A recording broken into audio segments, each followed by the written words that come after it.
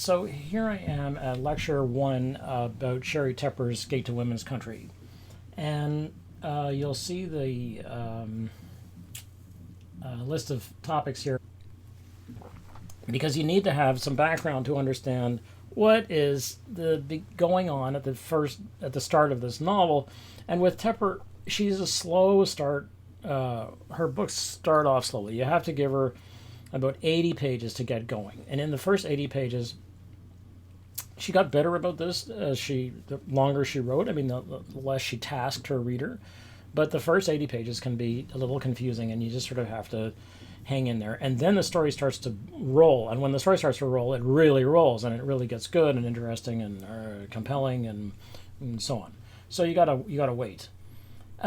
What's interesting about this book is that it's very much part of second wave feminism, and so it uses textiles as its basis for structure. So if you think about, and this is a form of postmodernism. I mean, it's also a form of modernism, but the idea of using this is the very specific use by a woman, a female writer, of a domestic art, and raising it, basically raising the quality of a domestic art to an art. It's an art form, So weaving is an art form, knitting is an art form, tatting, embroidery, lace making, sewing of all kinds, anything that involves textiles, fabric, and so on, tends to be relegated by men to women. But these are remarkable forms of art and design, and they require color knowledge and knowledge of the materials and fabrics and dye stuffs and color theory, and it's incredibly complex. Anyway, that's so this is a typical move in second wave feminism, which says that which you think, that which men think is, which you men think is the lesser, we will make the greater, and make a strength out of what is a perceived weakness. And so she uses an image of fabric to explain her work. And this concept, this is obviously not a new thing. I mean, again, the Greeks are very fond of the idea of the fabric of our lives being woven out on a loom. This is a much used allegory or metaphor, depending on how you want to use it, and so on. But the most interesting and the most useful commentators on women's country are probably Septimius and his two nieces. And Septimius says that Tonia and Kostya, who are connected, right? I mean, they are connected as many twins are to each other in a sort of in a surreal, sort of eerie kind of way, where they know what the other twin is thinking often, and they are there at they're arriving at the same point from slightly different angles and so on, which is why twins are very interesting to people in neurology, neurological studies, neuroscience, and so on. Anyway, Septimius says, we see through untutored observation, in which we do not perceive the fabric of your lives, worked into the pattern you are accustomed to showing others. We unraveled all your threads, and from their substance rewove the truth on 287. And this is really interesting, because untutored observation here means that they haven't been guided, right? It's not that they're dumb, it's that they figured this out themselves, so nobody explained it to them. We might say unmediated, in the sense that it's unmediated because they are seeing, they are perceiving, and the word perceive here is then used by Tepper deliberately. Perceive the fabric of your lives. In other words, we gain insight, we understand. Worked into the pattern you are accustomed to showing others. So there's a difference between what you show and what is, the appearance and the reality. he looks, and Septimius, he looks, he sees, and Costia and Antonia function as a sort of Greek chorus here, although unlike many the Greek chorus, in the chorus in a Greek play doesn't have any effect usually. They rarely have an effect on the actual play itself. Like, they don't tell people things, they observe, they sort of act for the gods, and they observe and sort of comment on behalf of the state often. It's like, this is what the state would think, and so on. But they don't then explain things to people. They don't get into the way. It's like a narrator in some ways, but there are also commentators. They often tell the audience what to think and so on. Okay. And Myra, at the very, very beginning of the novel, Myra says, you seem to keep forgetting this is a comedy. And Stavia says, I don't forget. I do find until they get to that bit about throwing the baby over the wall on page 37. What is going on here? And what's going on may be helped a little bit by having a little view, a very short view, of this particular scene. There's no blood and guts involved, I promise you. Okay, so have a look at this next little clip.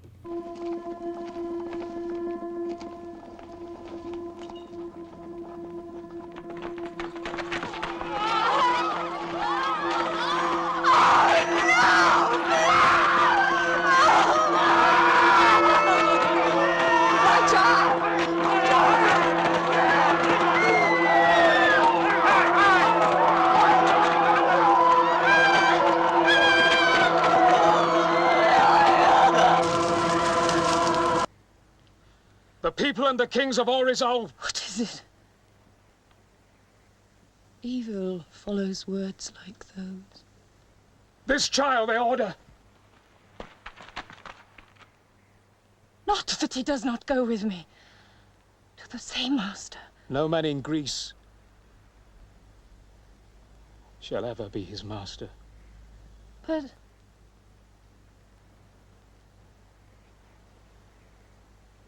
leave him here? All that is left of Troy? I don't know how to tell you. What is bad, words can't make better. I feel you, kind. But you have not good news.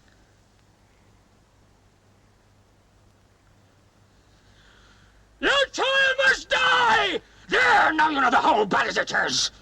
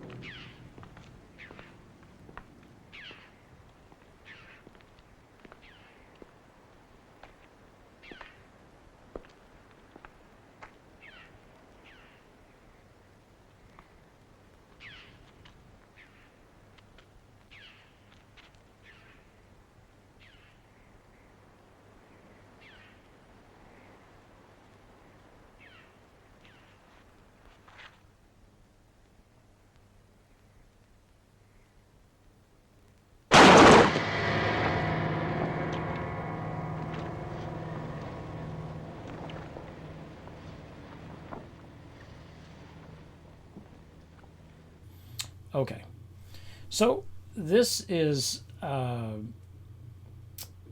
piece of the Trojan Women, which is a famous play. And in it begins with the sack of Troy. So this is the end of the Trojan War, and it's going to be the end of me if I don't have a fresh cup of tea right now with some beautiful milk in it.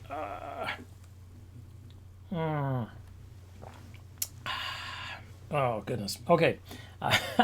So at the end of the for 11 years, the Greeks and the Trojans have been fighting it out on the beaches.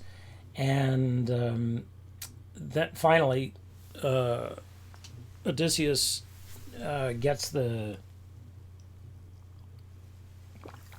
gets the Greeks into the city by building the Trojan horse, as it's called. And inside the Trojan horse are Greek men. They get out. They undo the gates of the city because it's a walled city, and that's why the Trojans have been able to hold out so long. And the Greeks get in and sack the city. That's the end of that. And in sacking the city, they kill all of the, or most of the Trojan men, which they've been doing all along and for the 11 years anyway. And basically, and some men flee with Aeneas. That's another whole story. And the people who are left alive are women and children. And the women are, when they sack a city, it's not a pretty thing. It depends on who's doing the sacking and how long the war was, how bad it was, who got killed, how angry people are, how much they want revenge, and all that stuff. But very often, the sacking of the city involves the raping of women, the taking of women and children, older children as slaves. They're just taken and sent back. In this case, they'd be sent back to Greece as slaves to spend the rest of their lives as slaves. And work to death, or it's not going to be good. But in the case, so that's all of that. But what you see here is you see Andromache, who was played by, not Julie Christie, Vanessa Redgrave. And she says, the messenger comes to her and says, we got to take your kid. And she's like, what? But what are you talking about here? Well, they're going to kill all the kids. And the reason they're going to kill all the kids is that people didn't live as long as they do now. And the likelihood of, it wasn't going to take long for, say, an 8-year-old or a 10-year-old to become a soldier. I mean, basically, if you're the child of a lord or some kind of important person in the state, you would be trained to fight from the very beginning. So that means that you're going to show up. A prince is going to show up right away. So the reason that, they've just been fighting for 11 years, and they're not going to leave the battlefield and then come back and fight these people in 6 more years when the kids have grown up. So they kill all the kids. And so what you see here is a Styanax being thrown from the walls. And it's beautifully done. I mean, it's beautifully handled by the director.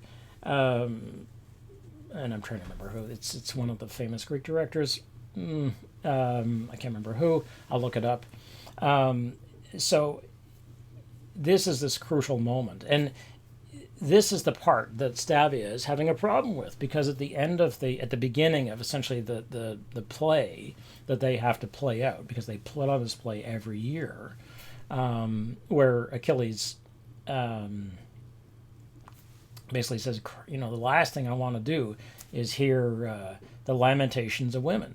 Well, that's exactly how Trojan Women starts, with the women crying. Right? They're crying because all of their sons, fathers, husbands have been killed, brothers, and what they're left with is the children, and then the men, the Greek men come and tear the children away from them, basically, and throw them off the walls. And this is the famous sort of ending of this, or the beginning of the sack of Troy, where you don't leave the next generation around to fight you, because they will come and fight you. So you're like, okay, well, forget that. So you kill them.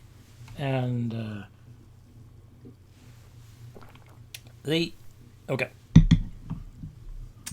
these plays that Tepper is basing things on, I will talk about in a second. The reader is then in the position of having to travel not only 300 years in time to the future, beyond what we are told only were the convulsions, some kind of nuclear war. It's not clear. There was some kind of major destructive force, because there are these dead zones, basically, where nothing grows. These sacrifice zones, and this is a real thing. We actually have them now, There are so-called sacrifice rooms. There are sacrifice zones. Rooms is making it sound intimate, but I mean these can be massive, massive places where we've just given up. It's like don't go there. You go there, you'll die. The Daiichi Fukushima reactor in Japan is one of these places. Chernobyl is one of these places, which is probably more in the public eye at the moment because of the HBO series that came out last year. Okay, so we have to go. We're going to go back and forth between really two different Stavias. There's Stavia aged 10 to 22, young Stavia, and we will get her story over the course of the novel. And remember, it's a piece of tapestry, so the story is woven in there, right? And then we will get Stavia, age 37 and older, who has learned, and she is post events of the novel. So she appears every now and then as the older, wiser, more knowledgeable Stavia, who is pregnant and is in love. It's a happy ending, basically, I suppose, if you wish. And in the middle is the story of Iphigenia, and you need to know that story if you're going to understand what is going on overall. And there are many other threads in this. I mean, it's a complex story. I mean, in the sense that there's the story of Chernin and Man's Land, outside the gates, basically the story of the men outside the gates. There are the insane people in Holy Land, which is not in any way a subtle depiction of basically the evangelical right-wing Christians in the States. When Tepper was writing, which is in the middle of Reagan's America, and Reagan's America directly gave birth to Trump's America. I mean, it's taken 40 years, but this is the sort of, I don't think we're at the end of this particular part of the sort of what I would call societal illness. I don't think we're at the end of that. This has been the latest iteration. And so the Holy Land and the Holy Landers are very important, and the forces in the garrisons. These are all collected in Stavia's narratives. Okay.